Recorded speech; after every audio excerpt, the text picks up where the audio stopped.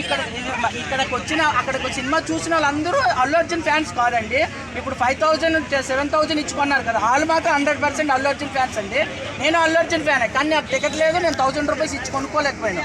అలాగని అక్కడ బయట ఉన్న వాళ్ళందరూ అల్లు అర్జున్ ఫ్యాన్స్ అని కాదు, అల్లు అర్జున్ యాంటీ ఫ్యాన్స్ అని కూడా కాదు. వచ్చింది క్రౌడ్, ఆ క్రౌడ్ని కంట్రోల్ చేసే దీంట్లో ఎవరో పోలీసు ఇట్లా కర్ర ఎత్తడం వల్ల, లేదంటే గుద్దుకోవడం వల్ల, తగలడం, కింద పడడం వల్ల ఆమె అయితే చనిపోయిందని అనుకుంటున్నాను.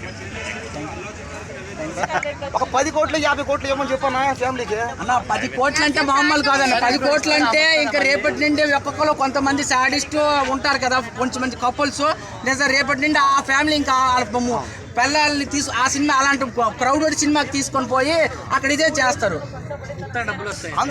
తెలిసిద్దరు ఏమండి ఆ డబ్బు. ఇది లక్కీ భాస్కర్ సినిమా చూసే ఉంటారు. వస్తువు కావాలంటే డబ్బుతో కొను, మనకి రెస్పెక్ట్ కావాలంటే డబ్బు మన ఇంటి మీద ఉండాలంటే. అందుకే అన్న మన దగ్గర డబ్బు ఉంటే ఏదైనా చేయొచ్చు అని అంటారు. సినిమానే చెప్తున్నా, నువ్వు 50 కోట్లు 10 కోట్లు అంటే ఎంత అవసరం అంత. ఆల్రెడీ ఆయన అన్స్టాపబుల్ లో చెప్పాడు, వాటర్ బాటిల్ 20 అయితే 20 రూపీసే ఇస్తా.